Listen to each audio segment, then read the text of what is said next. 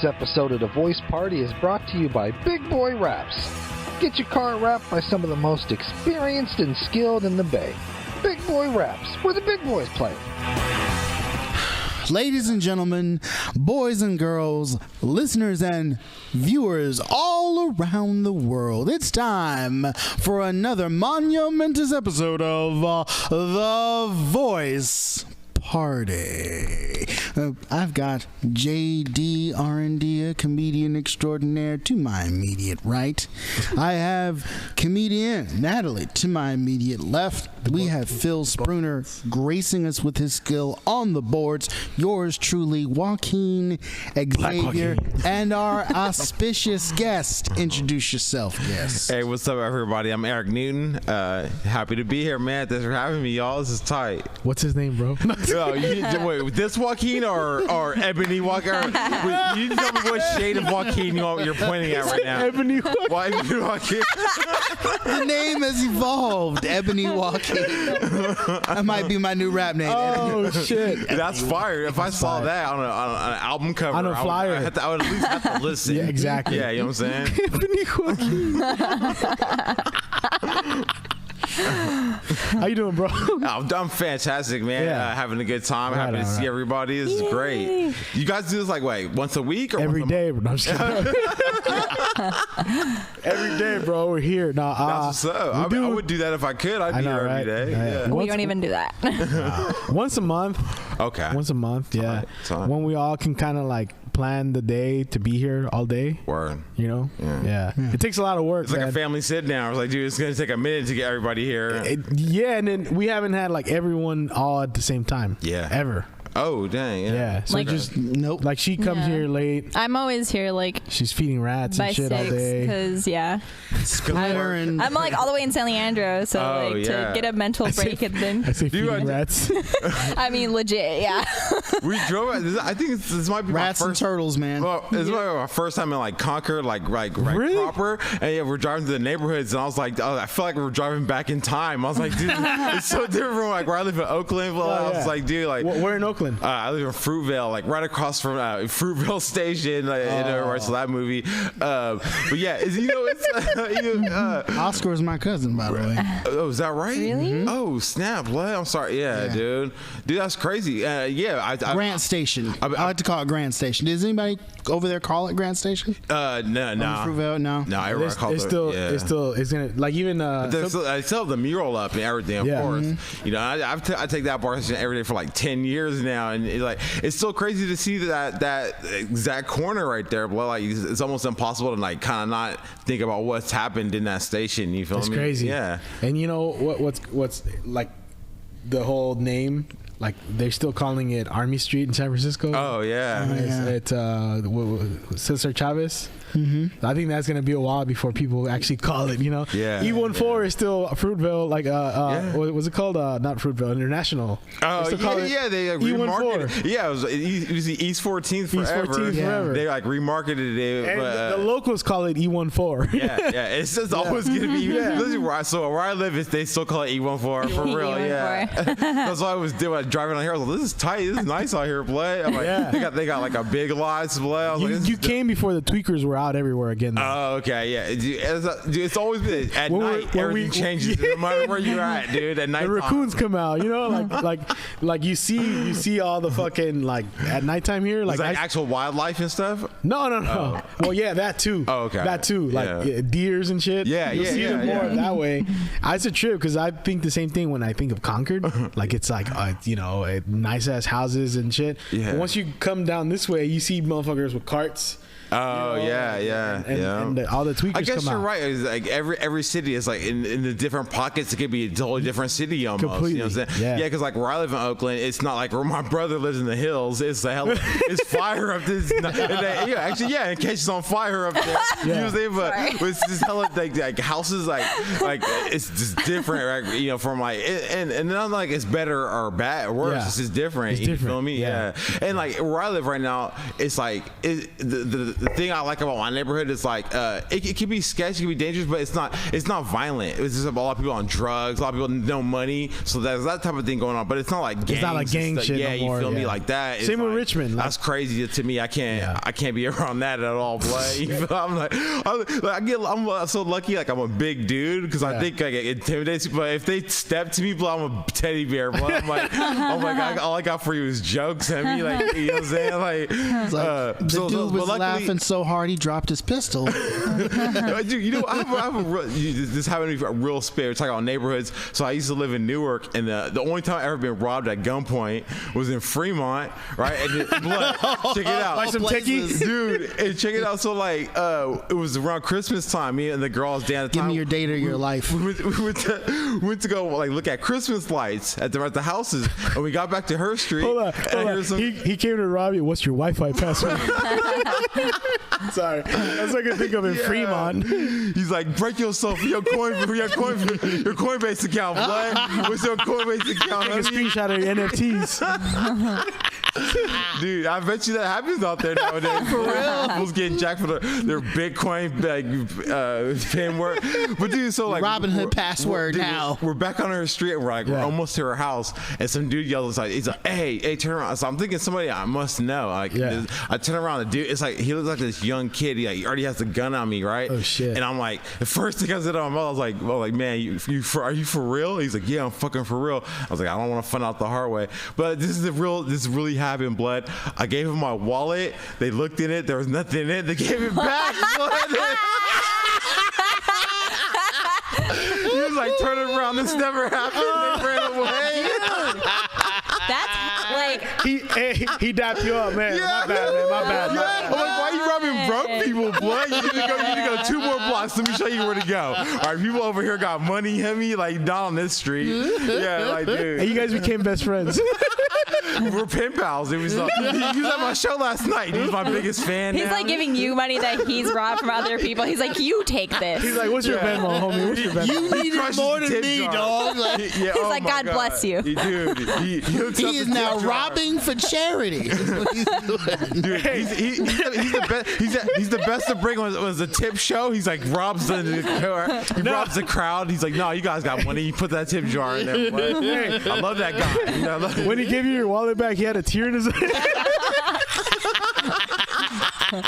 He said, I guess neither of us eat tonight.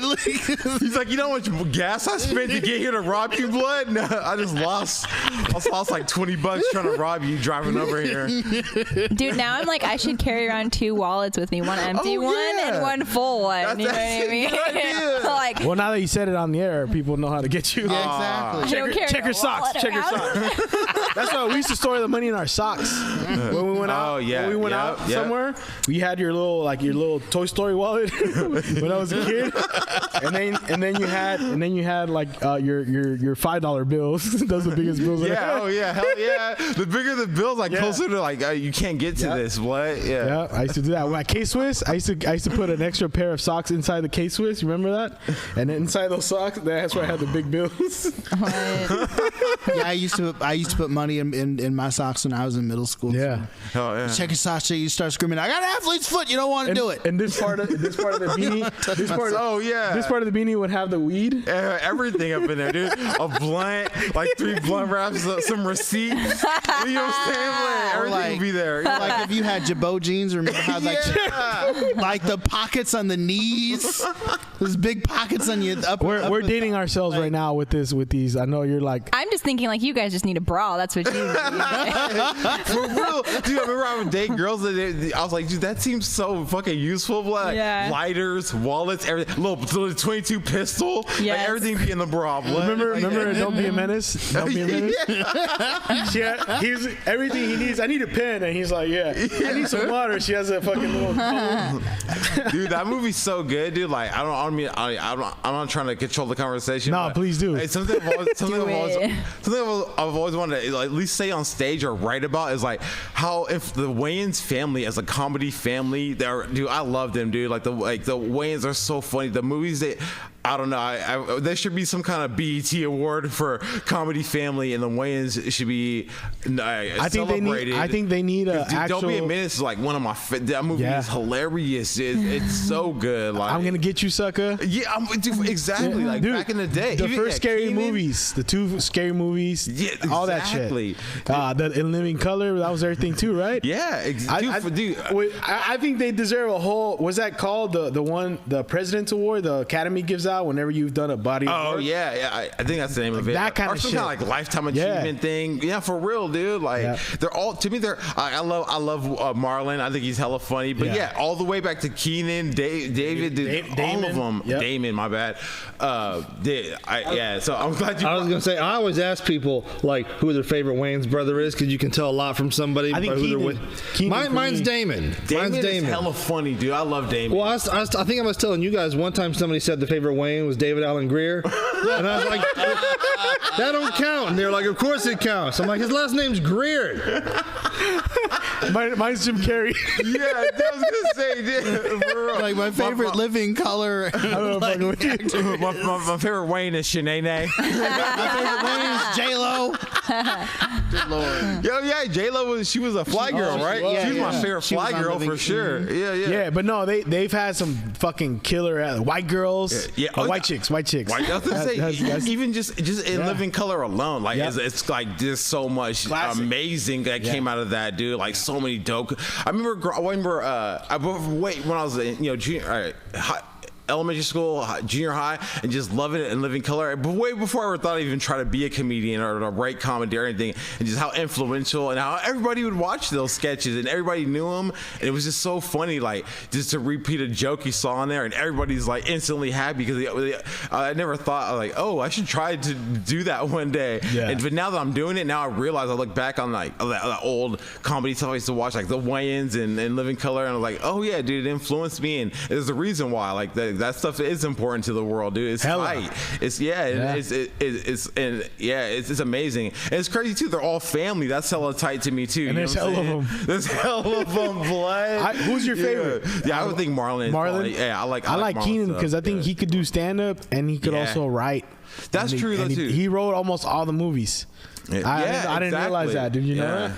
No, I didn't realize. He wrote almost all the movies. He and then like in when it came, I read this in some article. When it came to Don't Be a Menace, he was trying to make the 2 younger brothers stars. I was gonna say that. I felt like I didn't know that, but I kind of felt like that as an older brother. He's like, you know what, I could write this. I could get into the industry, and I have these younger brothers that are siblings. These younger siblings that could be the face of it because that helps in the media stuff. You know what I'm saying? And that was genius because they did exactly, dude. Hella works. And I think he also wrote White Chicks. Oh yeah, dude, that movie's hella funny. What, dude? They have a great just a volume of work. Dude. Yeah, it's amazing. It's amazing. Yeah, no, and like we were talking about like the first scary movie. All that shit is fucking genius. It's so funny, dude. Yeah, I think they did a parody called Haunted House, which is a parody of paranormal. Dude, that parody is hella funny. I haven't seen that one all the way. Oh, that's the only one I haven't seen. They have this character in there. I think his name is Ray. He's just hella this thugged out. Oh, the thug. He's trying to help him solve like a haunted house. And Affion Crockett, right? Yeah. He comes. He's like, show yourself to the ghost. There's a ghost in here. Show yourself. Yeah. That's the thing. Their characters are so funny and so spot on, so over the top. Yeah. Like they create numerous amazing characters. Blood. I'm pretty sure you agree with this. Like I was talking about this earlier. There hasn't been a fucking we talk about comedy movies. Yeah. We have to go back in time because they haven't really been making comedy movies nowadays. It's all hella serious now. It's more like a drama with comedy. Yeah, everything. Everything. All of them are like that now. Yeah. Because when's the last good comedy movie that came out in the last 10 years? Medea. Tyler Perry's Medea. Oh, dude, I actually just saying don't care for Tyler Perry. Oh my god, I don't either. That is my shit, dude. And you know what? Yeah. Like, if I were to go against my interest in Tyler Perry, I would be like, don't watch Boo because that one was really disappointing for me. But otherwise, oh my goodness, I'm crying, laughing, watching his movies. That's so funny because all of them are disappointing to me. You know what I'll say about Tyler Perry though is, dude. So here's what I realized though. Even though I don't care for his comedy and stuff, like. He's hella talented, and this is when I realized was when I watched Gone Girl, and I didn't even realize that he's like the lawyer in the movie. I was like, oh, dude, that dude's a hella good actor. And recently I've seen him in way more movies. I'm like, Vice. That dude is a legit actor. Though. Have you seen Vice? Yeah, he is. I haven't seen Vice. He plays. What was that dude's name? Damn, you know what I'm talking about? The like Miami Vice? No. The where Christian Bale played Dick Cheney. And he played. What was that? I haven't seen the Secretary of Defense at the time. Played Colin Powell. He played Colin Powell. Dog. Oh, word! Like spot on. I'm like, God damn! I gotta see There's that. There's a scene. Sam Rockwell plays George Bush. Sam Rockwell's such an underrated. I didn't know that dude was from SF. That guy's. Oh, is he? I met someone that knows him yesterday. I was like, that dude's dope too. Boy. I was like, I'm famous by association, dog. No, I'm like, bring him on the voice party. Yeah, right. Dude. Hey, it may happen one day. Keep plugging at it. I know. Hey Sam, if you're listening. I know. Yeah. No, thought you were great in Iron Man 2. Have you never seen that? I haven't seen Vice. Okay. Nah. Well, I mean, fucking Christian Bale playing Dick Cheney. that enough of that. That enough is right there. Sam Rockwell playing George Bush. That dude did a fucking, like, even the word for word, like everything, like spot on. And then what's his name played Colin Powell, and he's like Tyler Perry. Tyler Perry. Like, I was like, God damn. Like, all I know is Madea. Dude, I saw what I'll say is about the Madea movies and pretty much everything that Tyler produces. Dude works really hard. Yeah. It may not be good work, but it's a lot of work. I would say, and he has his own studio now. Like he was bragging. He was like, every show that comes out under my studio's banner, every film, it's all written by me. And Okay, I'm like, he does sound like a dick, but he's hilarious. And I'm like, the Madea movies are funny. I'm like, no wonder I don't like any of this, because it's all written around the same time. If you cram that much effort into something, some of your stuff's not going to come out as good as it could be. Because some of the serious stuff works for him, right? Like serious stuff. So like, my take on him is like, my thing why I didn't like it was, first of all, although like everything at first was like made by Tyler Perry, but my thing was like, okay, for me specifically, I'm a black dude, but I don't make sure I want to be on black shows, say it's like a black thing, and like his comedy was like, it was like purposely like kind of dumbed down like black stuff because he knew it would work, and it did. Like for instance, everybody in my family loves Tyler Perry movies. Like I can't say they're not good movies because people love those movies. Like I love those movies. Love them. I don't like them, but I don't knock them. I'm like, oh yeah, this is not the comedy I write. But now, like I said, I see him doing like kind of more serious and different types of stuff. I'm like, oh yeah, I think that was his path to get to where he's like, I have to do this to get to where I can do what I want to do. Now you can do it took 6 Madea movies to get his fucking own studio now, where like they filmed Black Panther at. Yep, that's what I'm saying. Exactly. They had to pay him to use the studio. And on top of that, like I may not like his shit either. Yeah. But like I know a lot of filmmakers from Richmond that have gone to his little workshop at his house. Oh, that's dope. So like I know he does that kind of shit, and that kind of makes it like you know what? I guess I'll watch. I'm gonna watch Madea movies tonight. Dude. I'm gonna give him a second chance. Another positive I'm going to say about Tyler Perry, while we're giving the man his flowers as well as critiques, is what I notice is that he'll pluck out African-American actors and actresses that haven't worked, decent actors and writers and actors that haven't worked in a long time. And he's like, what you doing, man?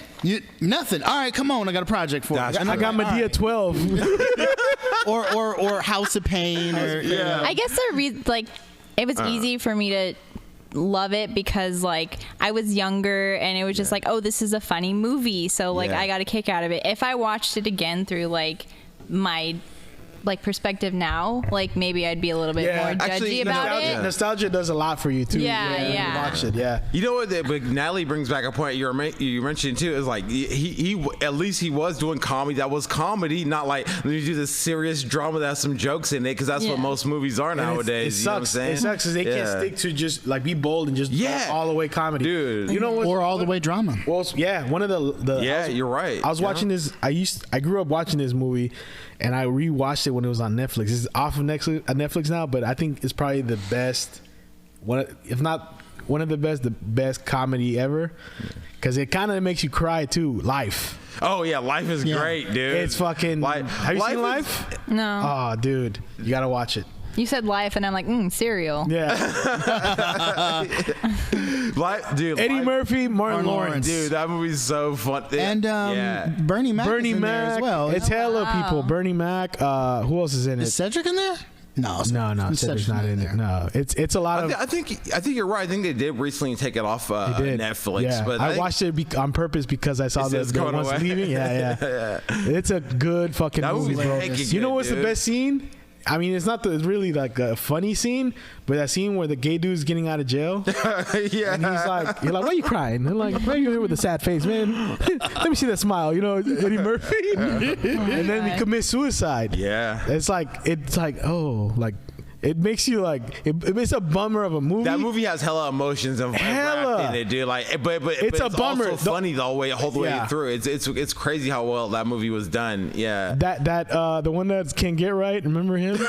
Yeah. The one that's like special, but he's hella good at baseball. Oh yeah. Dude, if you ever because what I do when I watch movies, especially the movies I rewatch, I'll go back and like look at who's in the cast. Yeah. And then I'll look at like, oh shit, that dude is in a Marvel movie. He's like he's like that dude that played Can't Get Right. He played a role where he just bats. But he's like a well-established actor that's been in hella like big movies. That's what's up. So like that kind of stuff I like looking back at old movies. Like you like How I Met Your Mother? Yeah. Oh, actually, I've never seen that show. Actually, have you seen? Never mind. Wow. I mean, Neil Patrick's in it, right? I love that guy. Neil Patrick. Have you ever seen Dr. Horrible? Yeah, I have seen Dr. Horrible. Yeah, that's good. That's a good movie. That's good. You know, my personal favorite is still to my favorite ever, a comedy movie ever, dude. I swear to God, like it's the first DVD I ever purchased ever. Right? Tell us more, dude. Airplane. That movie. That movie is so.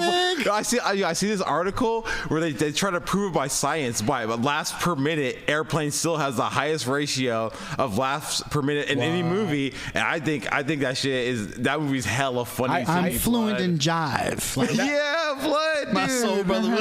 That style of comedy to me, I think at the time was it was like mind blowing, dude. It was mind blowing how good it was. Yeah. What that was his first. It's like a cartoon come to life.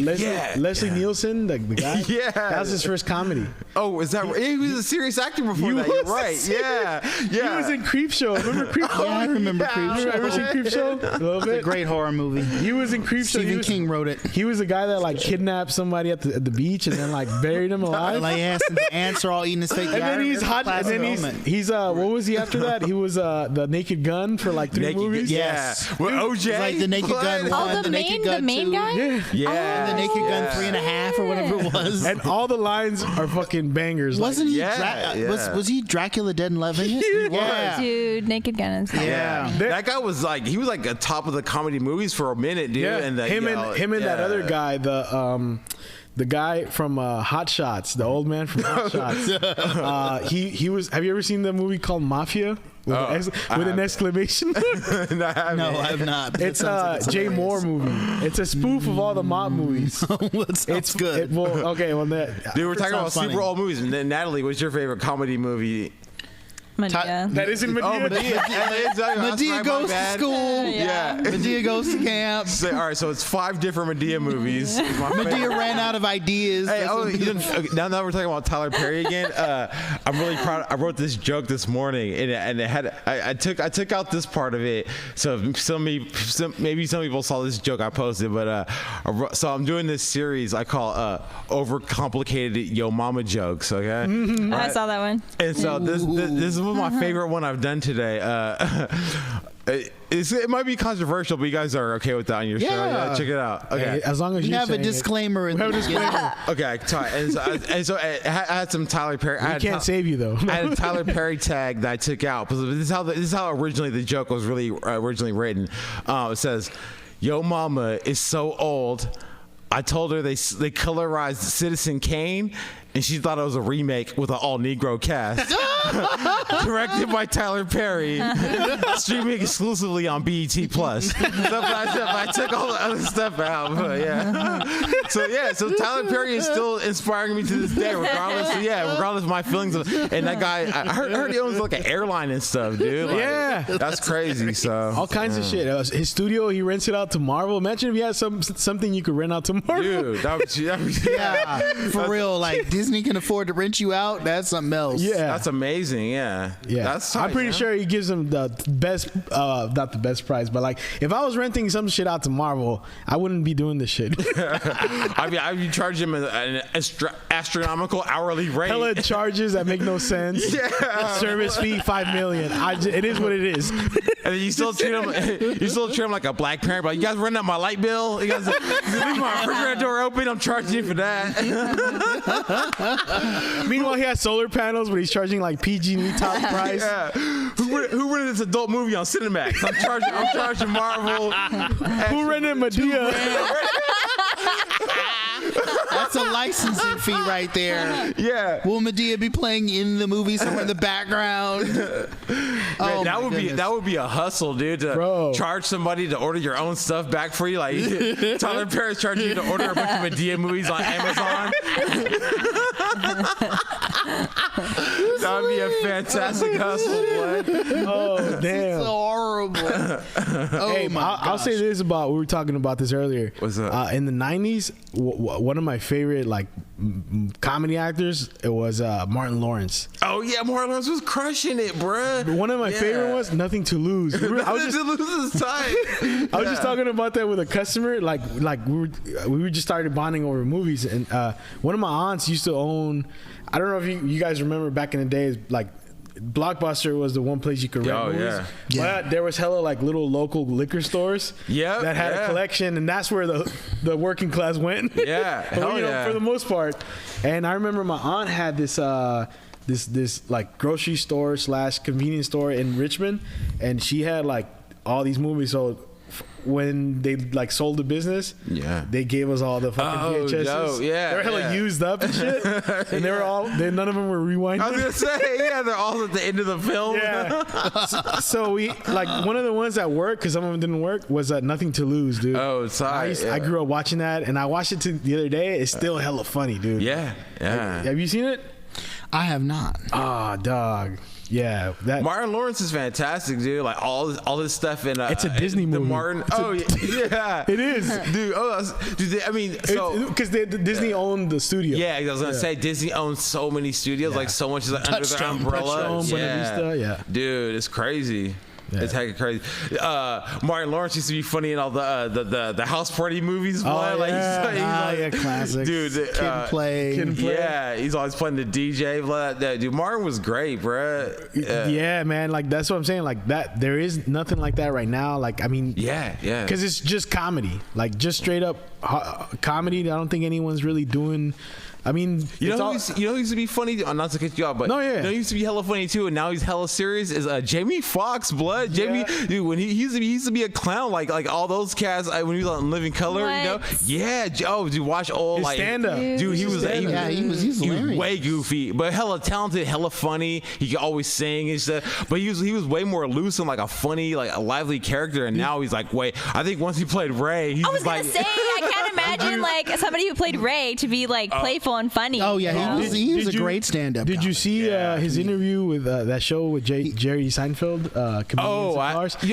He explained it on that where like he fucking did Ray, and all of a sudden like they gave him the Oscar or whatever. It was Oscar, right? Yeah. And he handed it back to his agent because he was like, every time I hold this, I feel like I'm gonna have to speak with an English accent now. Yeah, but I think that's what happens, right? If you land one of those your lifetime role, then it's almost like, okay, do I have to stay in this lane now? And like sometimes you have to, I guess. And then he did that like lame Air Force movie the year after. I was gonna say, clearly it was just for the check. Yeah. Dude, you know what pissed me off about that movie, blood? I'll never forget this. Like, I'm a huge movie nerd, dude. So I remember that movie came out. It was right after Ray, and Jamie Foxx was all over the ads. Right, I'm like, this is about to be dope. I love fighter jet movies and stuff. Blood. Was it stealth? Dude, it was stealth. Dude, Jamie Foxx dies like 10 minutes in the movie. Blood. Yeah. so upset. He dies like he's the first person to die, but they make it like he's a star of this whole film. He's dead. I'm like, and I was like, why do I want to watch the rest of this movie, dude? Like, because of Jessica Biel. Yeah, you're right. They were like, quick, let's put him in heavy in the marketing because he won an Oscar like after we wrap this thing. Yeah. And then they kill him. Dude, I bet you the movie was already made, and then they're like, "Oh, he has hella popularity right now. Like, let's make it like he's got to go sing with Kanye. Hurry up! Let's hurry up. That's at the same time. You're right. Yeah, Gold Digger's about to drop. Man. I love that song. You know, another thing he said, like that kind of. I think that's why he kind of stopped doing stand up as much.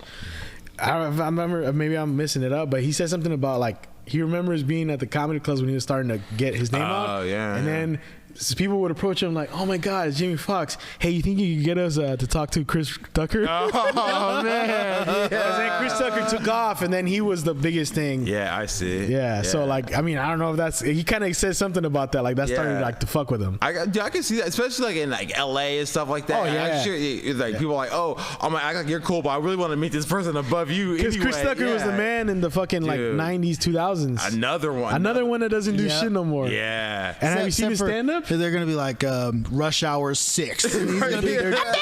They're doing Rush Hour 4. Of course they are. They're talking about Rush Hour 4. I thought like a self-driving car. I remember. In the back. Jackie Chan is probably in better shape than any of us. Oh yeah, for real. At his like 70s. I wouldn't be surprised if that's another. I remember another motherfucker with some banger movies in the early 2000s. Dude, like 90s. Jackie Chan is like a Rumble in the godsend. Bronx. Blood. So like when the pandemic first started, bruh, dude, I went hard on Kung Fu flicks. Blood. I watched everything by Reverend Shaw. Yeah. But dude, like Jackie Chan, dude, bruh, I was like, so like. I kind of took, this is weird. I'm about to really get deep into my nerd self right now.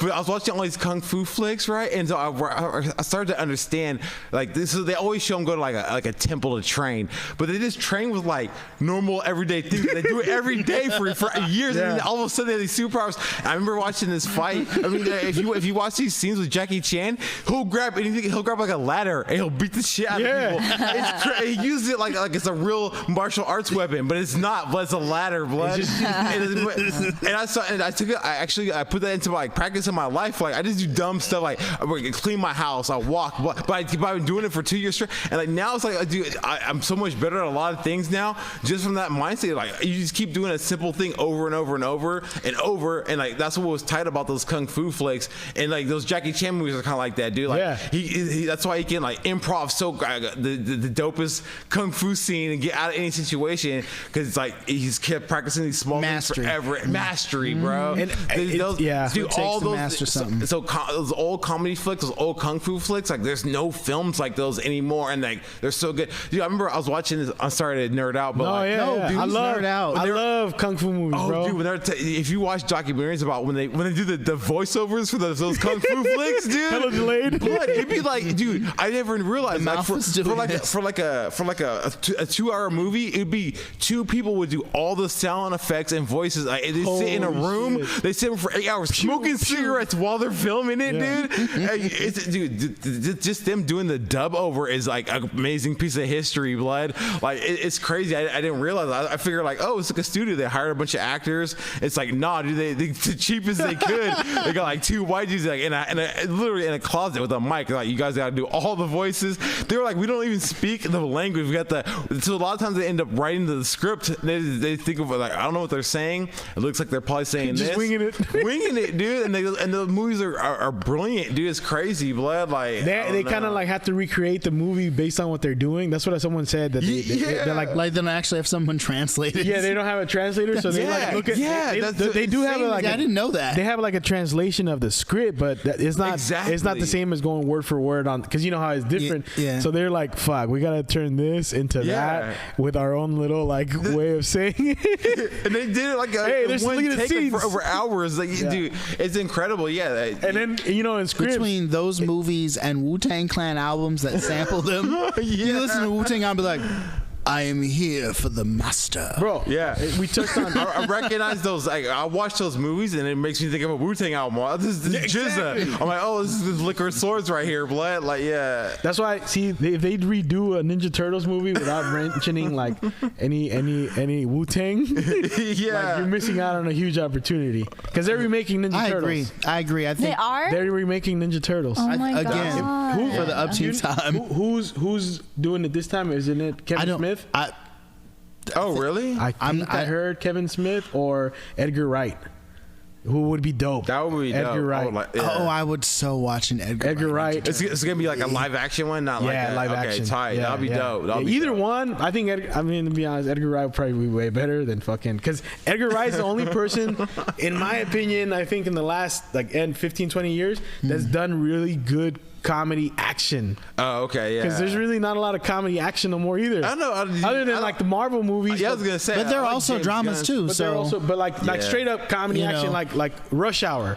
Yeah. That's a perfect movie. yeah. That's amazing. That's so It is It's good. amazing. It's so The first good. two are great, dude. Yeah. Like I'm comedy trying to and think, action. Like a comedy action movie. Yeah. Yeah, I think well, yeah. all I can think is like a Marvel movies, like James Gunn. Well, the Like, Rock's movies that he's done with like Chris. That's true. But they're That's not really true. that funny. Did you watch Peacemaker? Peacemaker was hella funny. Yes, blood. it was hilarious. You keep telling me. To I tried to get him to watch Peacemaker for I like need to. 6 I need months. to. I need to watch the The Suicide Squad? Yeah, watch the Suicide Squad because Peacemaker picks up right after that film. Okay, so I'm fronting because you know what? I watched the first 3 episodes of Peacemaker, but then my subscription ran out. I didn't bring but what I saw was amazing. It was brilliant. I'm tempted to pay him $15 once. To do it. You use all your money. That's why the guy didn't rob you that day. He's like, "Hey, you want to come watch Peacemaker?" Yeah, you know. Yeah. Oh, yeah. You better invite that dude to That's a clever. That's a clever. That would work. I would pay some $15 to see the rest of Peacemaker right now, dude. But James got like so the Guardian of the Galaxy. I love those films. Hilarious. Dude. Great soundtracks, blood. Like characters. Like no one cared about the Guardians before. Like, but the way he made that movie, dude. That movie was so. Yeah, you're right though. Outside of that, like action comedy movies, Cobra Kai. I watched some of Cobra It's hella Kai. cheesy. I really do enjoy Cobra Kai. I do too, but it's heard hella it's actually cheesy. good, dude. I heard it's good. Like If you grew up with the movies, Yeah, I don't think. Have you? Do you ever see Karate Kid? Yeah, of course. Did you see the new Like, I show? sweep the leg. I I sweep the watched leg all the like time. an episode or two. I see the way her eyes move. I get it. Yeah. I get it. Because it's hella cheesy. That was one episode was fine, good Yeah. enough for me. I'm like, I get it. These kids are like in the 2020s, and they sound like they're from the 80s. It's like, Oh yeah. what the fuck? Like, it sounds hella weird. Like the dialogue, it's. This might be a cool segue. So like so when I first started doing comedy, okay. Yeah, this is supposed to be the origin story episode. Yeah, you feel me? Like, yeah, get my deepest secrets, bro. Like, dude, when I first decided to finally start doing stand-up comedy, I'm gonna tell you the reason why I started to do it. My real passion, my real dream in life is that I want to produce a cartoon series. And so I'm not an artist or an animator, but I wanted to write it and voice act. So I was like, you know what I'll do? I'll start doing stand-up. I'll learn how to write jokes. I'll meet comedians that can voice these cartoons and stuff like that. And like, I haven't done anything close to producing a cartoon yet. But so my main passion of life is cartoons. But it brings it because as I come to realize there usually always is like a comedy aspect to cartoons. You feel me? Yeah. And that's what I love about in cartoons. They don't have to bring the in the 80s it was close to that. You have Back to the Future. Like we don't care. We're not going to explain time travel. This is a movie about time travel that's funny. And cartoons are kind of like that, right? Like it's already animated. Right? We're not going to try to explain reality and make it all drama and serious. And that's why I still love cartoons the most in a way. And there's stuff nowadays that's it is like I don't want to say adult, like not like sexual adult, but it's like higher brow comedy, but you still have that fun playfulness because they don't have to care about how real or how that's what I hate about everything now. Everything's so realistic and gritty. Like no matter what it is, dude. Like I'm like, dude, what happened when stuff can't just be fun? I'm hella Hufflepuff. You feel me? Like why can't stuff just be hella fun just because it's fun? Like no one does that anymore. But sometimes like cartoons still get away with that. I like that. Yeah. I do like there needs to be some kind of fantasy where it's just just fantasy. They don't have to connect it with the real world. Yeah, you feel me? Like SpongeBob. Or there should all be that dark stuff. themes or themes that connect Although we've talked about this recently because we're talking about Batman, the new Batman's out. Oh yeah. I told for me one of the best Batman movies is the fucking Batman Begins. Yes, because it's all real. That one is, I have to admit, that series of Batman is tight, and that was the perfect way to portray Batman as in realistic. Like, Batman Begins, Dark Knight were fire, blood. Like, dude, but those are by far like my favorite Batman. But I follow Batman in all kind of universes, like in the comic books and everything. Yeah. And I have to admit, that I think is the best portrayal of Batman. The first one, the Batman Begins. Yeah. Like, I mean, don't get me wrong. The Dark Knight stuff is fire, dude. Like, even like the whole super campy, like original Batman, like Joker and Penguin, like campy. I don't even really fan of that stuff. Batman Returns is, I would say, the best Batman movie of all time. Oh yeah, dude. Batman Returns. Batman Returns, like I hate. That's my list, anyways. Does that one have like Seal, like Kiss from a Rose on the soundtrack? Michael Keaton. That's the first one. Oh, okay. The second one is the one with Danny DeVito as Penguin. Yeah. Okay. That one is pretty good. That was fucking good, man. I just rewatched it the other day. I haven't watched the new one because it's very stylized. Yeah, and it's definitely that one takes you away from reality. Burton? Yeah, Tim Burton did that one. Yeah, okay, that one is good. My bad. And that one takes you away from reality, hella. Like it's the Gotham City, the little cat thing, like all that shit looks hella like from fantasy. Oh yeah, that's dope. Yeah. But you know what I'll say about any story, whether it's fantasy or whether it's straight up comedy or dramas, what the true measurement to me of whether something is a good story is there something that I could take away from this and chew on? Oh, yeah. Is there something that the story has to say about society itself? Yeah. About the human condition? So you liked Joker then, huh? You know, yeah. Actually, my favorite Batman villain is Harvey Dent. Oh yeah, Two-Face. The story of a fall of a good man, Billy D. Williams, and what it means the first one. Really, Billy D. Williams, Aaron Eckhart. But Harvey Dent is not to jump in here, but you're right. Dude, for storytelling, you have to have a villain that is tight, complicated. You know what I'm saying? Like you almost have to love and hate the villain as much as the hero to have a compelling story and like a super, or it helps it in superhero stories. You know what I'm saying? Like, because it would be like if Martin Luther King turned into a villain.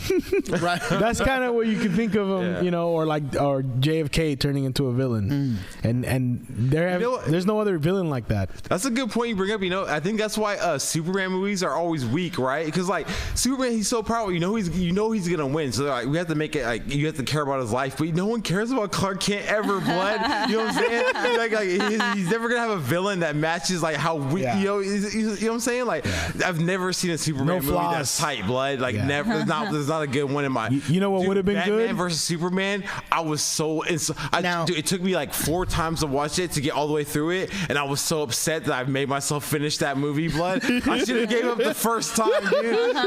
Dude, it's just never. Oh, dude, there's never been a good Superman movie. Blood. I don't care. Let me ask you: have you ever seen like the Superman animated series from the '90s? Oh yeah, that's good stuff. And I always want there to be like a Lex Luthor like that.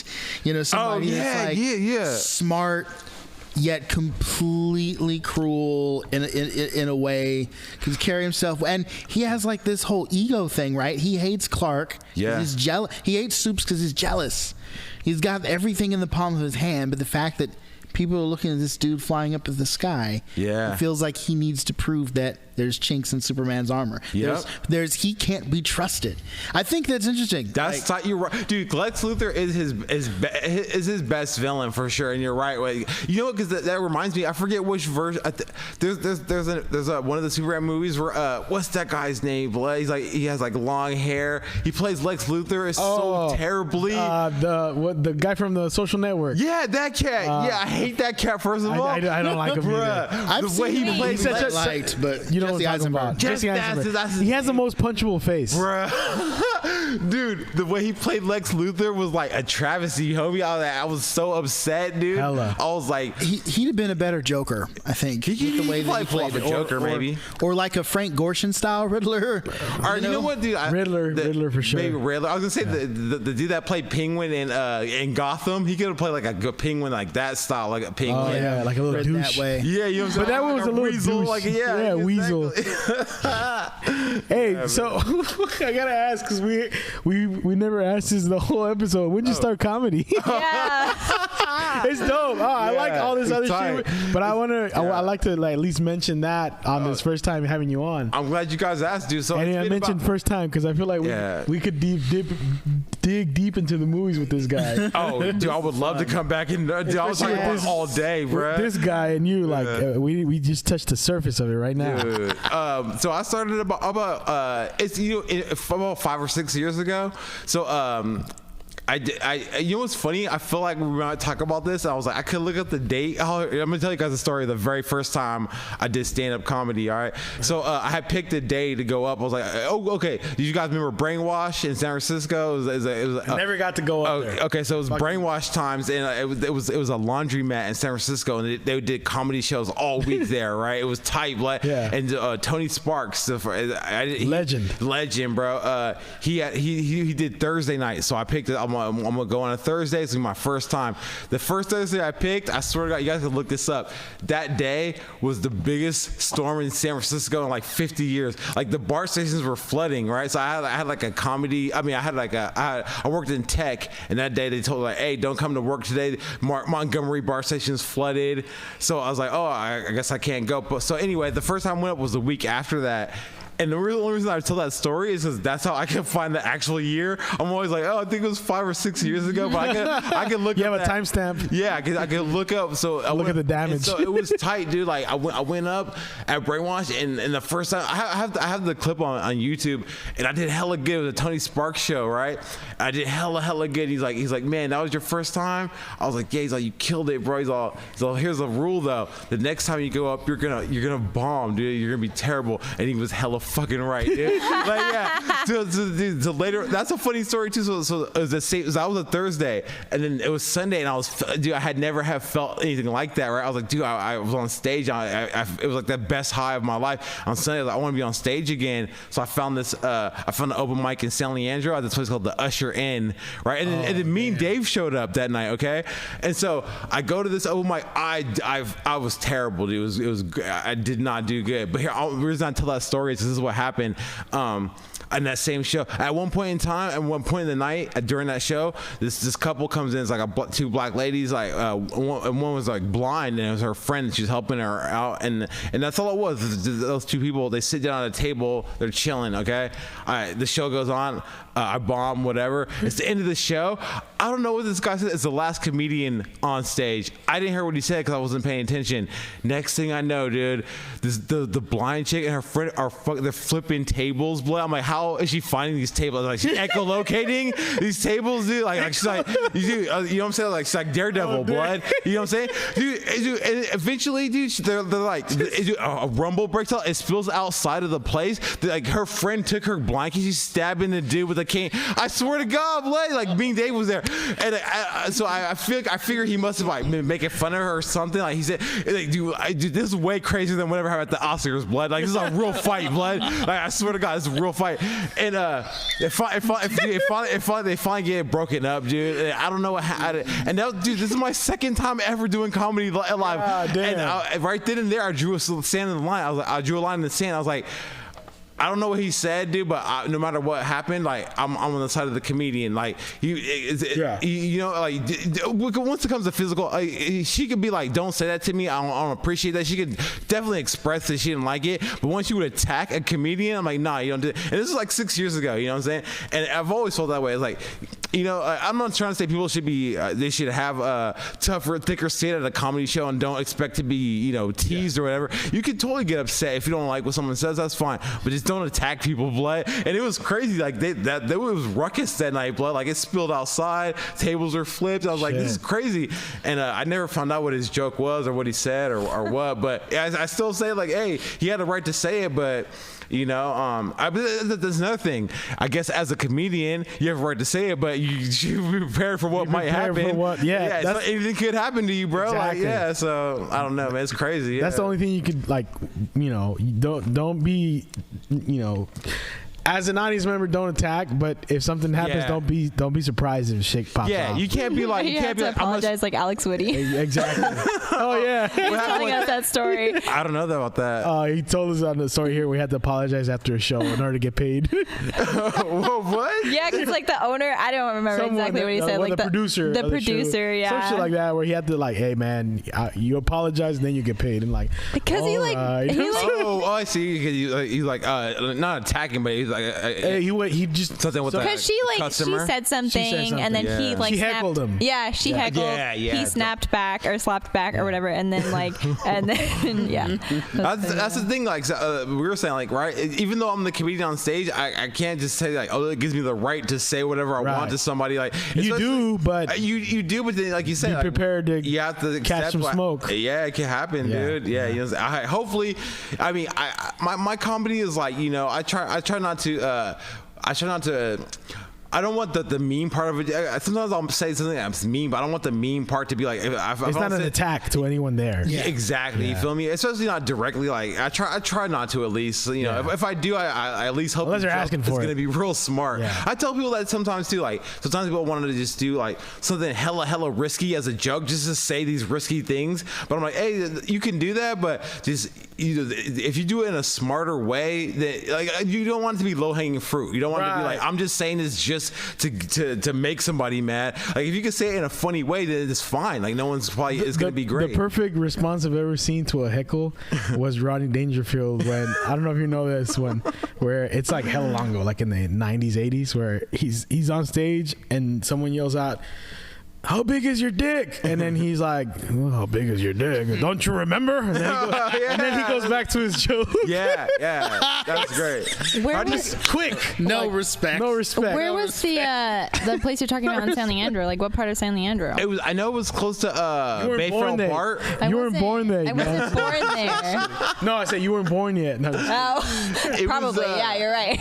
I know it was called the Usher Inn. I know it was close to Bayfront BART station. Okay. We got off on BART. I took my brother with me. I was like, dude, I'm feeling myself. I want to do some comedy again. But that's when I realized, That's so you used to do stand up. I'm sorry, you used to do music with Mean Dave, right? Oh yeah, I used to play in a band with Mean Dave. That was hella fun. Blood. Was that like after? So you met him at the place in San Leandro? It was before comedy, right? Yeah. So me and Dave, me and Mean Dave grew up in Newark. So I knew him from high school. Actually, so I used to test video games, right? Mean Dave was the first person I knew he worked at Sony. Yeah. And he would get off like almost close to midnight. We had this homie Will Klein, and Dave was he was like our We Connect, like with Dave was fucking. So we call it same bat time, same bat channel. And when he get off work, and we meet in this park. So we were a bunch of skaters. We skate in this parking lot at Rayleigh's. There was like a CD warehouse and a fucking Blockbuster, and we all skate there. And we meet him at midnight at Rayleigh's parking lot, and we go back to his place and play video games, smoke weed.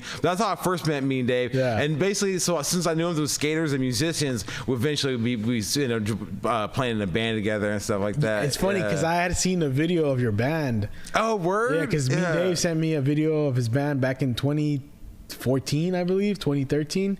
Because we were doing a show. We had done a show at the Burn Ramen. Oh yeah. And then he showed me you guys playing there, like. Oh, that's right. We talked about that when we were there. That's right. Yeah. But you guys, it's an old ass video back when the stage was all graffitied up. That place was crazy, blood. That place was a heck of crazy. That's when it was wild back then. Yeah, it was fun. Yeah. I mean, because that place, like back in that. So yeah, dude, I've been to so many timelines of my life. How old are you?